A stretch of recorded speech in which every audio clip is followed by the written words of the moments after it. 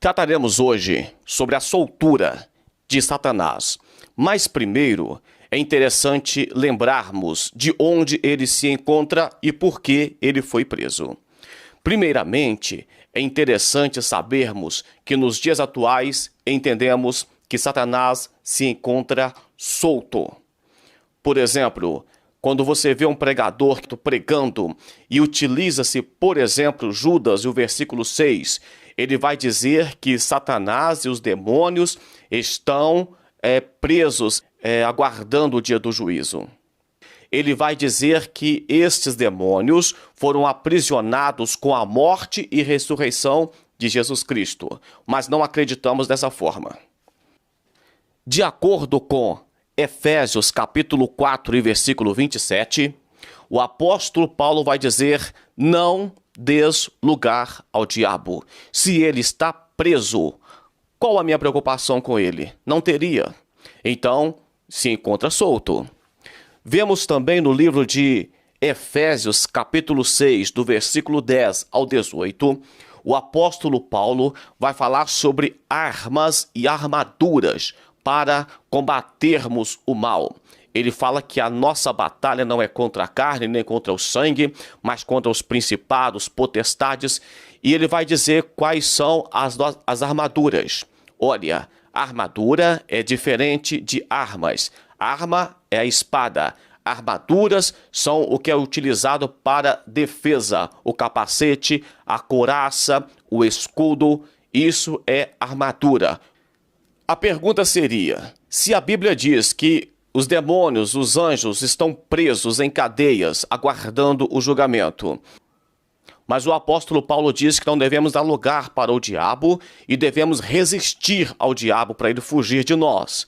A resposta é: existem uma classe de demônios e o texto de Judas, versículo 6, diz que estes não guardaram o seu principado. Então essa classe de demônios, ela se encontra presa, porém o restante das forças das trevas se encontram em atuação no mundo. De fato, 2 Coríntios capítulo 4, versículo 4 diz: nos quais o Deus, com D minúsculo, deste século, cegou o entendimento dos incrédulos, para que não lhes resplandeça a luz do evangelho da glória de Cristo, que é a imagem de Deus. O texto bíblico não apenas disse que Satanás está solto, mas diz ainda que ele conseguiu cegar o entendimento dos incrédulos para que não resplandeça a luz do evangelho. Chamou Satanás de o Deus deste século. Então entendemos que Satanás está solto. Entendemos dos vídeos anteriores que ele será preso no período do milênio, porque o governo de Cristo, o nome de Jesus Cristo será Príncipe da Paz. E agora, no vídeo de hoje, trataremos da soltura, da libertação de Satanás. Apocalipse, capítulo 20, versículo 7, diz assim: acabando seus 1000 anos, Satanás será solto da sua prisão e sairá a enganar as nações que estão sobre os 4 cantos da terra, Gog e Magog, cujo número é como a areia do mar, para as ajuntar em batalha. E subiram sobre a largura da terra e cercaram o arraial dos santos e a cidade amada, mas desceu fogo do céu e os devorou. Então o texto está deixando claro que Satanás será solto da sua prisão e voltará a fazer guerra contra os santos. A primeira pergunta que surge aqui é: por que Satanás será solto novamente? Olha, tem coisas que não entendemos sobre Deus. Aliás, muita coisa sobre Deus não conseguimos entender. Mas a justiça de Deus provavelmente estará sendo exercida neste momento.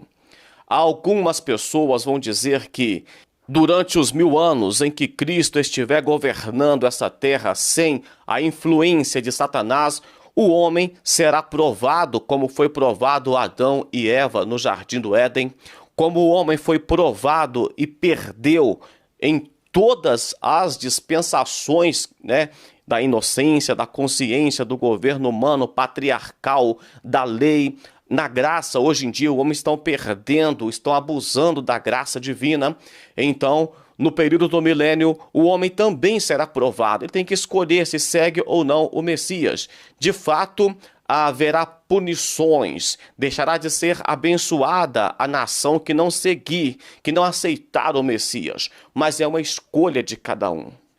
E o texto diz que Satanás vem para fazer guerra contra os santos. Pessoal, temos um problema aqui, porque muitas pessoas vão dizer que esses inimigos que cercarão Israel são demônios. Eles vão dizer que Satanás vem do abismo com os demônios que já estavam lá e vai cercar Jerusalém e vai descer fogo do céu. Outra teoria vai dizer que não são demônios. Os demônios vão influenciar as nações para marcharem contra Israel. Eu ficaria no meu termo. Imagine só, pensem. Satanás fica preso 1000 anos. Provavelmente preso junto com os outros demônios que já estão presos. Imagine que um líder de alguma facção fique preso com os seus, sei lá, subordinados. Então ficam fazendo planos para quando sair. Então sai Satanás do abismo e possivelmente os demônios que já estavam com ele ali no abismo vêm e começam a influenciar as nações. As nações serão influenciadas. O homem é mau, ele sempre vai querer se opor contra as autoridades e nesse caso será contra o Messias. E vai começar a cercar Israel. As nações, influenciada pelos demônios, e nessa hora desce o quê? Fogo do céu. Acredita-se que o Messias deixará que as nações se agrupem em volta de Israel, todas elas. Quando estiverem todas agrupadas, então virá o juízo, então virá a punição. E os ímpios serão punidos, mortos ali, todos agrupados contra Israel. O texto que lemos citou ainda Gog e Magog. Olha, é comum ouvir intérpretes que interpretam a Bíblia literalmente, dizer que essas nações que estão inclusive no livro de Ezequiel 38 e Ezequiel 39, que se levantarão contra Israel. Mas o texto deixa bem claro, dos 4 cantos da terra. E sabemos também que quando se trata, por exemplo, de Gog, Gog é Moscou, a Rússia nos dias atuais. Então, a Rússia, sim, possivelmente estará marchando contra Israel. Mas o Magog, citas e tártaros, esse povo não tem mais condições de marchar contra Israel. Então, é como se fosse algo simbólico. É como se fosse assim, uma referência. Por exemplo, quando eu falo que vai acontecer um massacre em algum lugar e cito Carandiru, eu não estou dizendo que vai ser o massacre do Carandiru, porque nem Carandiru existe mais. Mas eu estou fazendo uma referência para você voltar na história e ver como tudo pode acontecer muito rápido.